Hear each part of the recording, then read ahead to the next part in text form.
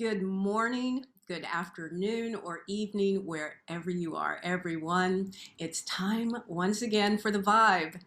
As always, we are here to bring you interesting themes, fascinating guests like the one I have for today, and friendly inspiration to make sure that you are living your best life full of energy, full of vibrancy. My name is Yvonne Miles, and I'm the founder of Vibrantly Living You. I'm a health and wellness coach, and I'm dedicated to helping you claim health so vibrant, it's as though you're aging backwards. Because I really do believe it's possible. And not only that, I really think of this as a health and wellness movement dedicated to dispelling all those myths about what it is to grow older, to grow wiser, because you can become that much more vibrant and healthy when you do it the right way. So that's why we are here. Now, our message is for everyone. Everybody can benefit from this, but especially it's for you if you're a woman, if you are beginning to feel or to doubt yourself because of the way your body is changing, leading up to, during, or even after menopause. You know, maybe you've gained some stubborn pounds that just won't go away. Maybe your clothes aren't fitting the way they used to. Maybe you're not sleeping the way you'd like to be able to sleep and get the rest that you need. Drop a line in the comments thread if this is what you've been up against. I would love to hear from you. You know, all of those things happened to me when I was nearing the end of my career and I was headed toward menopause. I was feeling very unhappy about my health and very unhopeful about my future. But for reasons that I can tell you about another time, I started to make some very, very simple changes. In small steps at a time, I started to change the way I ate. I started to change the way I moved my body. And then I started to pay attention to some of the other realms of my life that maybe one would not necessarily connect with basic health and vibrant health. But when I did those things, then I did start to feel stronger. And I started to lose weight very naturally, and I gained my energy back. Not only that, I gained back my sense of self. I gained back my sense of identity. I stopped hammering myself for what I thought I was supposed to be. I'm here to tell you that that can be your ending too. It can be your beginning, it can be your ending too. And the secret is to take a very broad view of your health and of your wellness. And that's what we've been doing here, right here in the Vibe and with Vibrantly Living You. And it's by learning about the chakra system. Now, I'm sure many of you are familiar with the chakra system, but if you're not, that's okay. The chakra system corresponds to your energy body, to your physical body, and that intersection of energy channels or pathways that come from the major organs and endocrine system. We've been dealing with, or we will throughout this year, deal with the 7 major chakras that make up the energy body. Think of this as the unseen electromagnetic webbing that emanates in and around you. Everybody's got one, and it makes you what you are, a unique being. So why is it useful for us to focus in on the chakra system? Well, this is something that I've learned by paying really deep attention to what it's like to live in a body that feels as though it's aging backwards. And what I have found is that if we shine a light into the various areas of the chakras, then we can uncover some maybe hidden secrets about what's blocking us from feeling our energy and things that we may have overlooked in our health. So throughout the month of April, we've been focusing on the second chakra. In March, it was on the first chakra, the root chakra. And now we're dealing with the issues and the opportunities, I should say, excuse me, that are presented to us by the sacral chakra, chakra number 2. Its Sanskrit name is Svadhisthana. Where is it located? Just think of your pelvis. Think of it like that pelvic bowl that houses all of your reproductive organs. Now, the sacral chakra, this is why it's so important for us to really focus and be really, really clear about it, is that it is considered the seat of your emotions, of creativity, of creation and reproduction, which makes sense since we're talking about the pelvis and the reproductive organs. But also, you think about that sense of self, right? That sense of identity from creation, from reproduction. Who are you at your very core? It also has a very watery nature. And I know if you've noticed, I've been moving a lot. I did just keep floating around like this because I think I'm just really under the sway of my sacral chakra right now. But it has a watery nature to it. And there's always a color, because color is all about vibration as well. And so it has a color, and it's an orange color. So I've been trying to make sure I have some orange on my body when we're talking about this sacral chakra. I also like to think of an orange. It's juicy, watery, pulsating. There's excitement to it.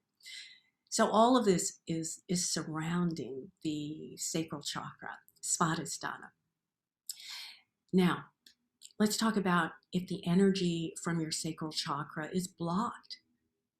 It could show up in a number of ways. You might have trouble entering into and even maintaining healthy relationships with others and even with yourself.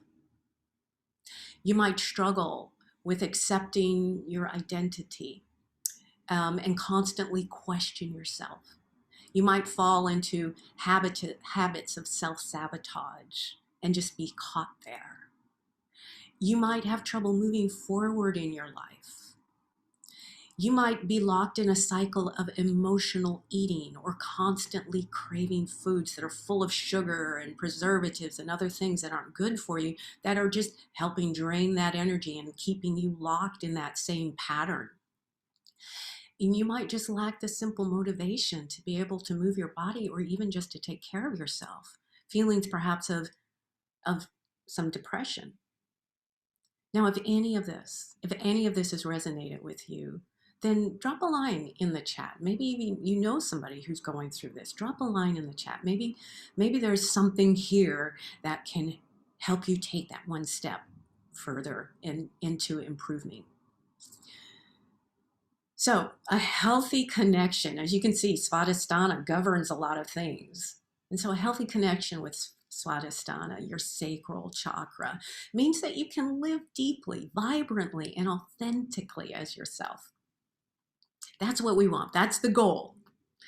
But what if, instead of a healthy connection, you hear an inner voice telling you that maybe you're not worthy of being happy, healthy, or the energetic being that you are? What is that thing that's holding you back? And I think you may have an idea of what I'm talking about. I know that I have faced up against this time and time again. And that is what we are going to explore today.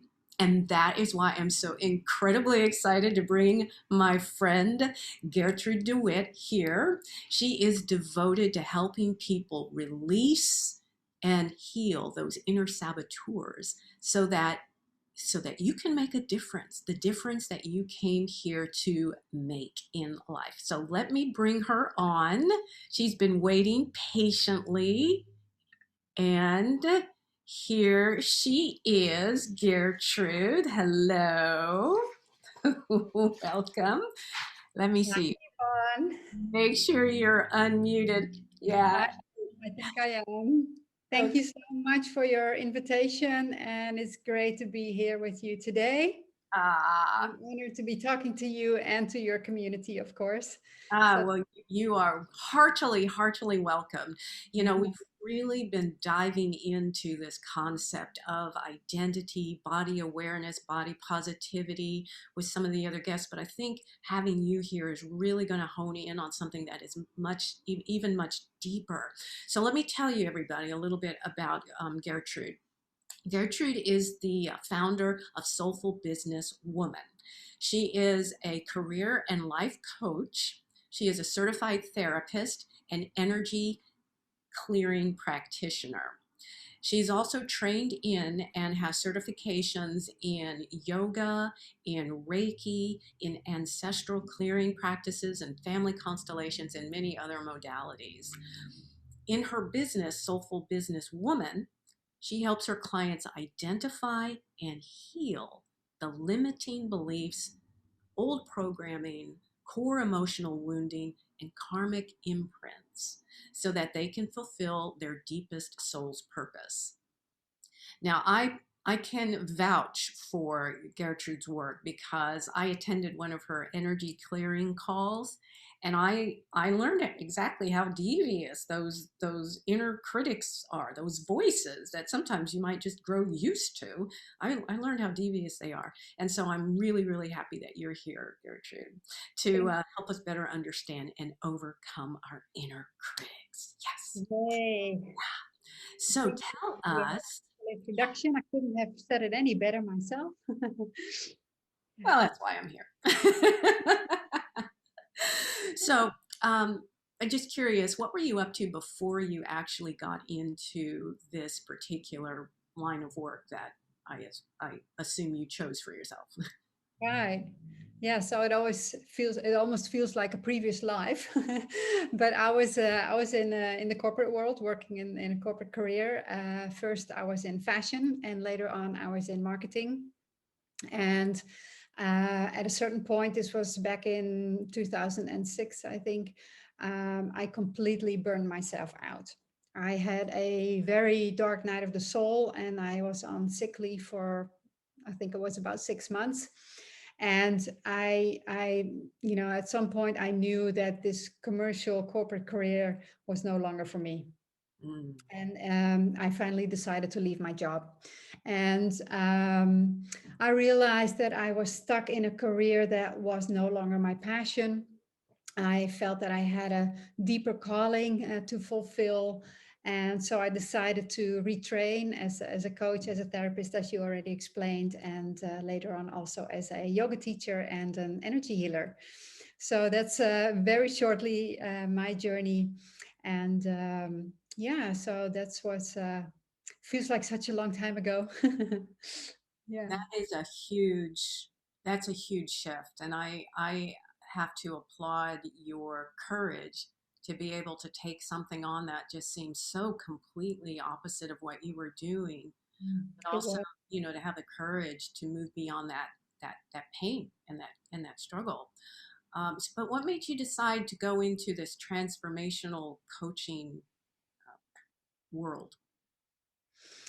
Well, first of all, it was of course my own personal journey. I knew things weren't going well for me at a certain point. My burnout was the final straw, and I had had periods before where I was sort of running into my own wall, so to speak.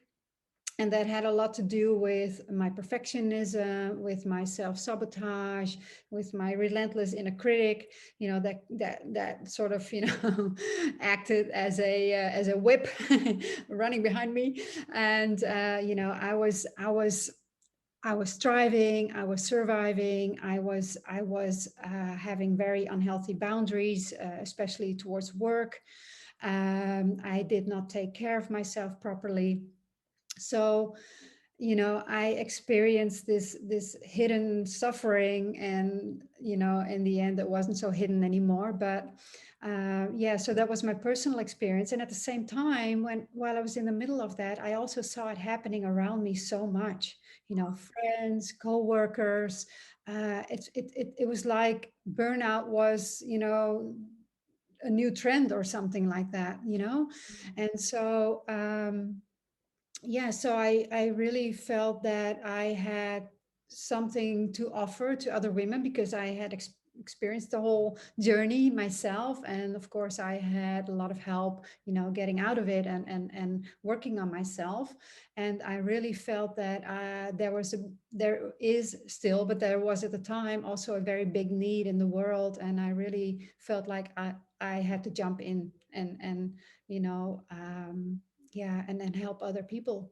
I see. Yeah. And that just kind of hurts my heart that there are so many people out there that are up against that overwhelm, that burnout. Like you said, it was Mhm. like a new trend or something.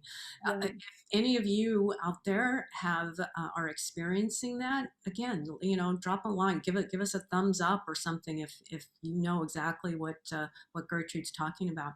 So you did choose to work specifically with entrepreneurs and women in particular. Was there a reason behind that? Yeah, actually, also professional women in corporate jobs. And the reason is that I find that women who are the most passionate and the hard workers and the driven women are the ones that are uh, facing these struggles. Hmm. And I always say it's the best people you can have working for you, but they're also at high risk because often they're so driven, they have, like I explained about myself, they often have, they're perfectionists, they have a really strong inner critic. So those are all, factors which do not help. And, and that's particularly the women that I feel have so much to offer, have such a drive to fulfill their purpose, to make a difference in this world, Hmm. but they're also sometimes their own worst enemy. Yeah. These are the women that run into exhaustion, burnout, stress, and all the things we already talked about earlier. Mhm. Yeah. Yeah. Uh, and I'm just going to, I notice that you keep talking about perfectionism. And I guess that can be a really, that's like a super highway into Mhm. having your inner critic, right? If you're constantly up against that Yeah. self critic. Okay, I just have to ask though, if a woman was not particularly an entrepreneur, but still had, was still driven by that inner perfectionism, would that be somebody who could potentially seek you out? Yes, of course. I don't distinguish between, whatever women do. I really want them to live their highest potential and make the difference they want to make here on earth. And in whatever way, whether that's in an own business, in their own business, or whether that's in a corporate job or, volunteer work, Mhm. that's all good. Yeah, because we all do it in our own way. We all want to fulfill our purpose in our own way, right? Okay, so if anybody out there is up against those kind of things, but you don't have to be an entrepreneur, then this is still for you. So keep Yeah. paying attention, pay close attention. Okay, we may have covered this already, but in essence, what does cause somebody to seek you out? I mean, most people don't wake up in the morning and say, "Oh, I have a problem with my inner critic," right? Mhm. What are the things that are going on in their lives that that cause them to just say something's got to change? Yeah, so it's so many things. It's if you feel like you have a lot to offer, but it's just not coming out. It just, you sort of feel that you're staying under the radar, that you're sort of hiding yourself, and still feel like, okay, I'm not really coming to fruition. You feel you have a deeper feeling inside that you have a lot to offer, you have gifts and talents, but it's just not happening for you. Then you can be pretty sure that there's self-sabotage going on, that you may have that, those gremlins talking to you, that inner critic. If you feel like you're really working hard, you're striving, you're pushing yourself, but it's still not really happening, or you feel like you have to put a lot of effort into it, and Hmm. also probably something running in the background that is not serving you. Okay, that all makes perfectly good sense. And actually, that could be why, maybe your purpose is to be an entrepreneur, and maybe that's why you're not one. You can't get yourself there yet. So I'm kind of connecting those dots there too. Yeah, yeah, Yeah. and I see this happening with women in jobs. I see this happening with women in businesses, and also other kinds of forms of working. Yeah, but the difference I think is with women who have already started their business. They usually have already connected with their passion, with their purpose, because Mm, they make a conscious decision to start their own business. Whereas I find a lot of times that women working in jobs um, may feel they're not in the right job, and mm, they have no idea what their mission is, what their purpose is. So then there's an area that needs to be explored, right? Because I really wish for everyone to be completely aligned with their purpose and to really embody it and to bring it out into the world. yeah. Yeah. That's that, really beautiful. that's my deeper purpose, yeah, and the way to get there is healing and clearing that self-sabotage. Sure. Yeah. Yeah. Ah, I'm feeling like I need to have you on a maintenance plan. you know, not a one and done, but I keep coming back, keep clearing out. Yeah, To yeah. be honest, I've got myself on that maintenance plan as well, because we're never done, we're never finished, because every single one of us we all have our issues, we all have our wounding, and that's hidden in our subconscious, that is driving us without us knowing it. So as if we don't look at it, if we don't heal it, then we keep running into the same old patterns. Yeah, yeah, that came up. I came up against that just in the last couple of weeks or so. Okay, so there was something that I noticed in your background about karmic imprints. Just curious Mm. what that's all about. Yeah, so karmic imprints, it's a bit of a woo-woo term maybe, but in my own journey I noticed that even after having done tons of inner work, self-development work, I had come a long way, but I also noticed that certain struggles and patterns would still keep coming back. And I felt this urge to dig deeper, because for myself and for others, for my clients especially, and I didn't want to just cut off the weeds, as we usually do, but I really wanted to go in and pull out the weeds by the roots, because only then can we truly live the life that we desire, right? Full of joy, full of ease, fulfillment, abundance, or whatever you wish for yourself. Because otherwise, we keep on living with the handbrake on. That's what I call it, because that's what our self sabotage and our inner subconscious blocks do. They put the handbrake on, and that shows up in our business, in our job, in our relationship, in our relationships plural, in our health, in our finances, everywhere. It shows up everywhere. There's, And that brings us to the imprints, because that was your question.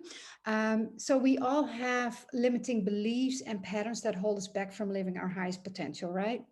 So these are buried deeply into our subconscious, and the larger part of the world population doesn't even know it's there. They're not aware of them. But these subconscious blocks still drive us. They drive us for about 95% of whatever we say, whatever we do. And that's pretty shocking if you think about it. And these subconscious blocks, they stem from our core emotional wounding and our imprints that were embedded in us in our younger years. And we also have, or I should say, we also carry residue from our ancestors. And, all the hardships they went through, the struggles, the surviving, the death, the famine, you name it. We carry that residue in our body, in our system, and this goes many, many generations back. We couldn't even fathom how far back. And then there's also our karmic imprints. That's really the karmic part, actually. It's that our soul may have had other experiences that we also carry in our body. And maybe it's not part of your belief system. That's of course fine, but when I work with people, I I I cover it anyway, just in case. And that's what I do, because my work is not religious in any way. So everybody's welcome. It's all inclusive, but I do cover it. Hmm. And even though I don't usually name it specifically, but to get back to imprints, all these imprints are in our nervous system, they're in our cells, they're in our DNA. And the thing is, they don't just go away by themselves. Yeah. Okay. Th- that that was a lot of information to take in, Mm. but a couple of things that you said that my ears really perked up to was about how it's in our system, it's in our DNA, especially when you're talking about ancestral experiences, that Mhm. that gets coded in our DNA. That's how species evolve, right? Yes. They learn from what went on from before, and so yeah, that would be Mm. coded in our DNA. That makes perfectly good sense. And then, because we're talking about the energy body, yeah, I'm learning more and more about the energy matrix that is all around us. Maybe some people are very sensitive to it. They can really feel it, touch it. Most of us just floats through. We feel like an individual, not connected to anything else, and yet we are connected in this webbing to every other thing on the planet. And Yes. so, therefore, if there is something from a past, then we might not be aware of it, but we're connected to it as well. So, those are a couple of things that came in Yes. about that. So, thank you for that description about the karmic imprints. That's really really deep. But we've been using this term inner critic a lot, and I realize we haven't really even defined that. So maybe you've got a really brief description of what's an inner critic. Yeah, so it's very, inner critic is very much related to what I was just speaking about, because the inner critic is really a wounded part inside of us. And I'll try to keep it a bit simple because there's so much to say about this, this very interesting topic. Um, let me give you an example. So maybe as a little girl, let's say age 4 or something, was left alone for 10 minutes because mom had to run an errand. And that little girl thought that mom had left for good, for always, and that she was abandoned. And even though that's not the truth, that can be the experience of that little girl, right? The That's the feeling that she had. Or the 6-year-old who asked a question in class and was ridiculed by 25 of her classmates. Can you imagine those experiences? And we've all had them one way or another, or even worse experiences than that. They may have been so life threatening at that age, for that, for that younger version of ourselves, that, they this very, let's say, frightened, hurt, or sad little girl decided that she never wanted to feel that again, because it was too much to handle for that age. And so that's where the survival mechanism is created subconsciously, of course, right? So as an adult, when we rationally, for example, decide to step out of our comfort zone, or step up for ourselves, step into our power, take on a new venture or whatever, this wounded part that's still deeply hidden inside of us says, no, no, no, don't do that. It's too dangerous, or you'll get hurt. Stay where you are. So that's the inner critic that we hear, that inner voice, but really who is speaking is that little girl, that little child that had these really threatening experiences, right? Mhm. And that survival mechanism is still in place. But where it served us before, when we were too, too young and too small to fend for ourselves, it now inhibits us and it limits us. Mhm. Mhm. Okay. I hope All that right. makes sense. Yeah, it does. It Yeah. does. I can see why it's so. You used the word relentless before. Excuse me, relentless, because if it's really deep in there, then Yeah, and and we also want to look at how it served us, right? Because it is truly not a perfectionism, a protection mechanism that really saved us when we were too young to handle our emotions. And mm-hmm, now that we're adults, we carry it with us still. It's still in our system, but it doesn't serve us. Instead of that, it really limits us. It, mm-hmm. it acts like a handbrake. Yeah, yeah, that's a really good analogy there. So Yeah. what gets lost from a personal standpoint? What gets lost when someone succumbs to that inner critic or critic, Mm, multiple ones? a lot, because it can be huge, right? So, um, let's start by asking this question: how many dreams have you had, that you did not pursue? Mm, Because your gremlins held you back. The fear of the unknown, the fear of criticism or judgment from others. How many of you feel that there's so much more inside of you that just isn't coming out, that just isn't coming to fruition? mm, Health issues, you're the health expert here, the health and wellness expert here. Health issues are a very common way for us to sabotage ourselves. And it sounds maybe kind of weird, but think of it, as long as we're sick, exhausted, or have some kind of injury, we don't have to show up. mm, We don't have to step up. And I do want to say very clearly, this is not your fault if this happened to you. This is not your fault. I feel it's really important to say this and be clear about this, because it's never, almost never, a conscious choice to become sick or ill or injured.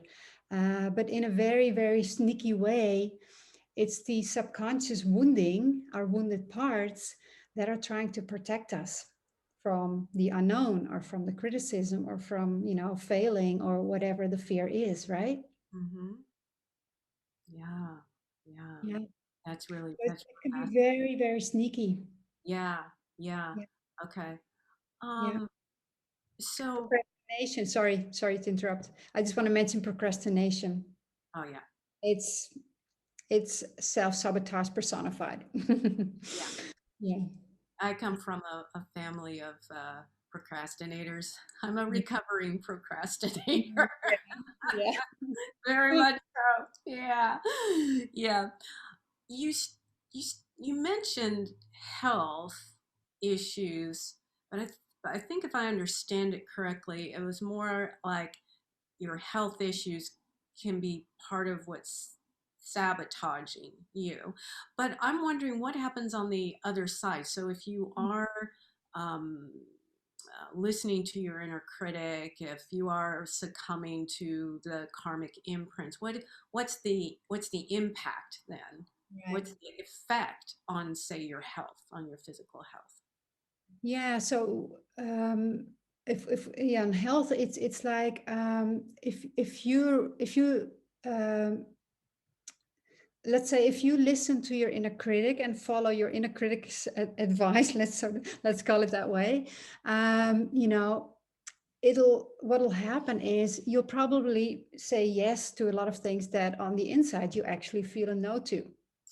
How many times did you cross your boundaries because your inner critic told you that this would be rude, this would be selfish, you would be a bad employee, a bad friend, a bad mother, and so on. So Mm-hmm. our inner critic makes us or has us making choices that aren't necessarily in our best interest, right? And of course this causes stress, This causes anxiety, this causes exhaustion, burnout. I've named a few before, but these are some very common things that I've seen. And from my own experience, it has also really, really affected my hormones. Mm-hmm. When I started menopause and I worked a lot of hours trying to get things done. And I felt that, at that point, I felt, okay, I'm not 25 anymore. I mean, I'm not 80 either, but I wasn't, I'm not 25 anymore and I have to slow down. But my inner critic, is behind me with that whip all the time, but my body can't keep up anymore. Mm. So this is asking for so much self-care, and I really had to step up. Now, how do you say that? To up my self-care? Is that the right way to say it?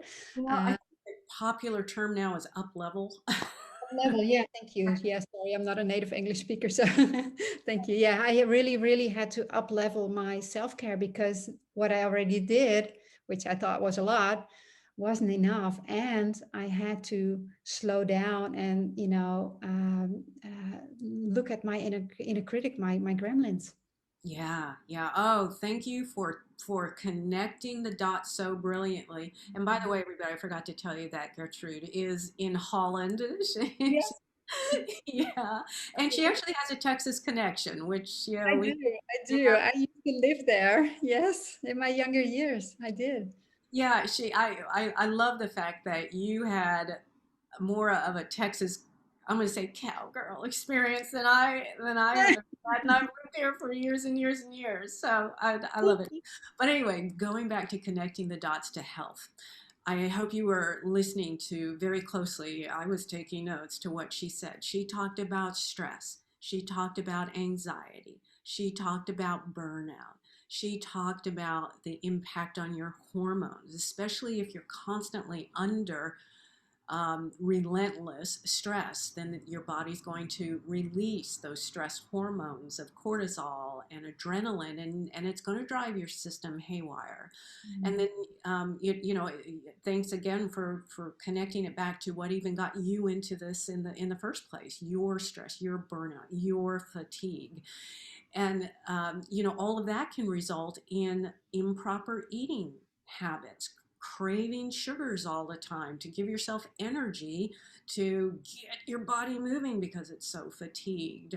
Or maybe it's emotional eating because you're stuffing your emotions. And so this is why this work is so important that she is doing, and the work of Vibrantly Living You, to help you get those things back on track. So thank you so much for so brilliantly tying all of that together, Gertrude. Yeah. And then again, this is all about that, a sense of identity, boundaries, boundaries, who you are, who you believe yourself to be, and who you deserve to be. There is Yeah. so much here. So now that we've fully understand, or better understand, the critics and karmic imprints and the impact on the body, how is it, Gertrude, that you help people overcome their these inner critics? Yeah, so I just talked about it a little bit already. I really believe in pulling out the weeds. And as I said before, we need to go much deeper than to just talk about it.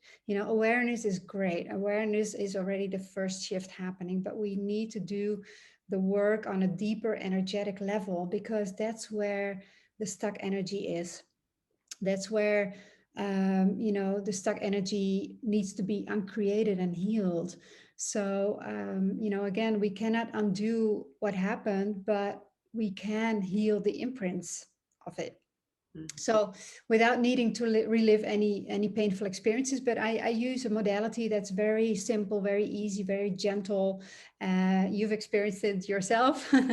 And yeah, it's very, I really love it because it's so simple, so straightforward, but yet so powerful. So you're really invited to have the experience of it. Yvonne will give you the details later. But yeah, so it's really it has shifted a lot for me. It has really saved my life and it has changed my life. Yeah. Mhm. And then what sort of transformations have you seen with your clients?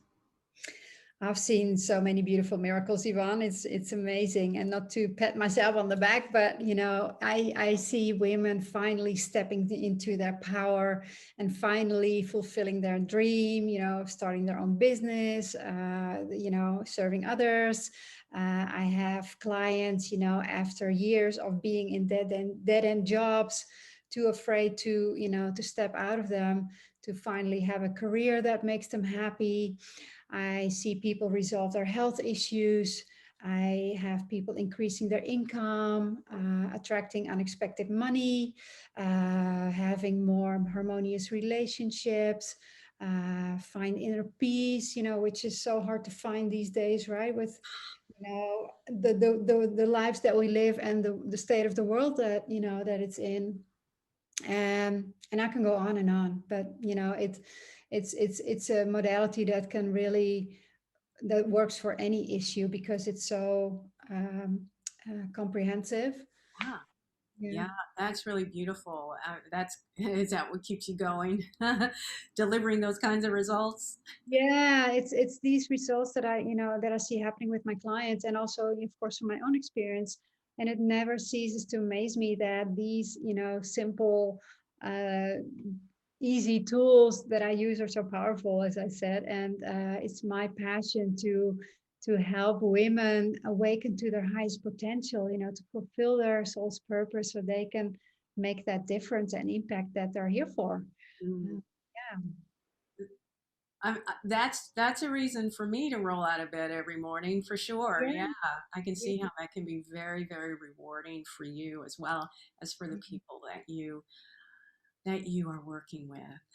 Yeah. Yeah, and I know to add to that, I think it's if if we experience it ourselves, if we've gone through that journey, then we know that we can be healed, that we our lives can change, that we can change, and knowing that, being really um, how do you say that? Know that this can, having faith that that is possible for all of us. That's the beauty of it, and that's what drives me that to help other women with. Wonderful. That's just wonderful. I'm so glad we had you here. So I noticed I developed this pattern of asking each one of my guests something about the pandemic. since, since we've all been living through it. And so let's Yeah. talk about the pandemic. What impact has the pandemic had on the people that you serve? Yvonne, it has impacted all of us, right? In our own in our own unique way. There's so much fear about our health, our jobs, our businesses, our income, our safety.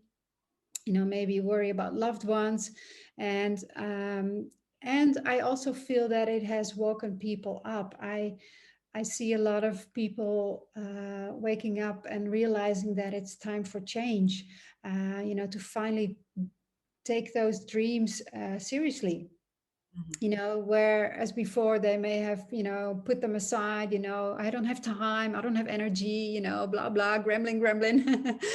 And to finally take themselves seriously because of everything that's happening, and I really see them step out of the mediocre lives that they feel they may have, or have been living, and follow their bliss. And I think that's also a really beautiful development in all the negativity that's going on, and all the suffering. Yeah. Okay. That is an incredible silver lining. Yeah. Yes. Yeah, an Yeah. incredible silver lining, that sense of urgency and that sense of now is the time to pay attention. So Yeah. thanks for putting that positive spin.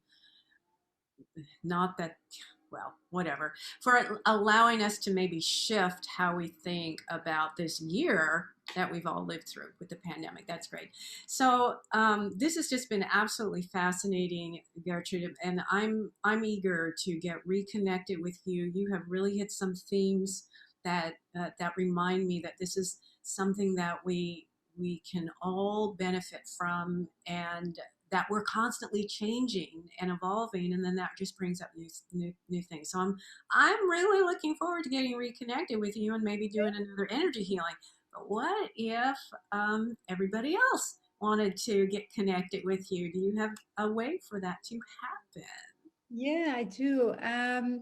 Yeah, so if you feel that it's time for you to start healing your, your limiting beliefs, your blocks, your patterns, and you'd like to know more, you can start by going to my website and download my free gift. The free gift is called "The Number One Reason Women Fail to Live Their Highest Potential." It also includes a self-sabotage assessment, so you can see where you are and what areas you're sabotaging yourself in, and maybe keeping the handbrake on.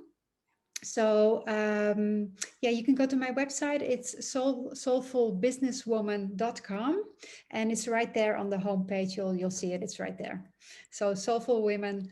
Sorry, I keep tripping over my own URL. This is pretty bad.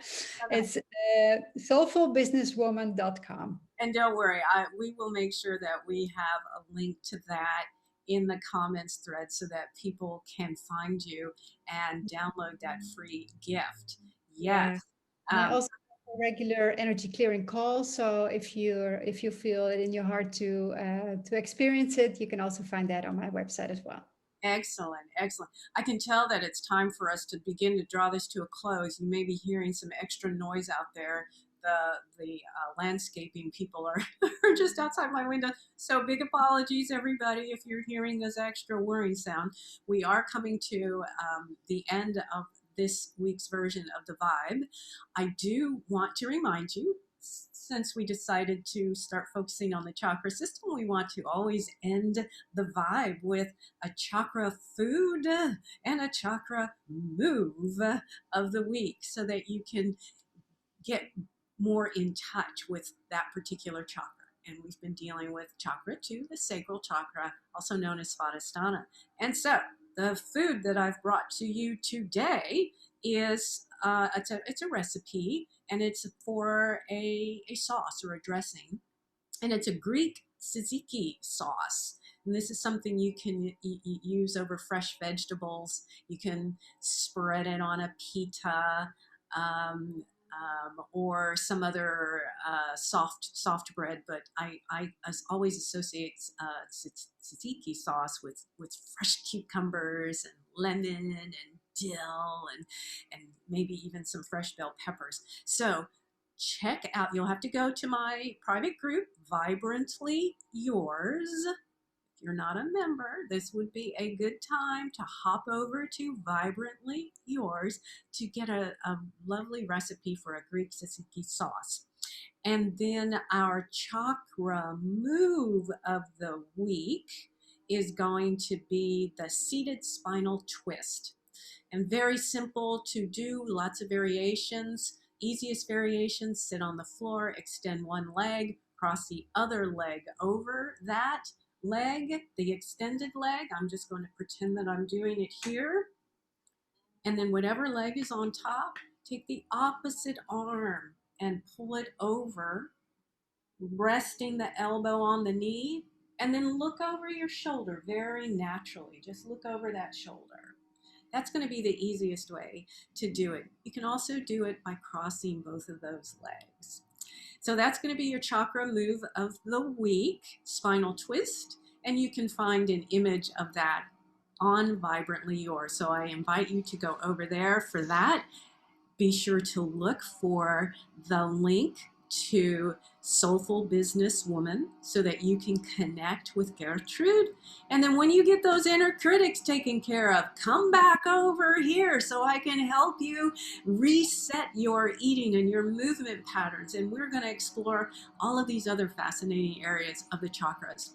For next week, that will be our last week on Svadhisthana. I have invited a woman who's going to talk to us about intimacy when you're age 50 and older. Her name is Kathy Smith. She's the founder of Array Wellness, and I cannot wait to connect with her. She's going to bring a slightly different take on Svadhisthana for us.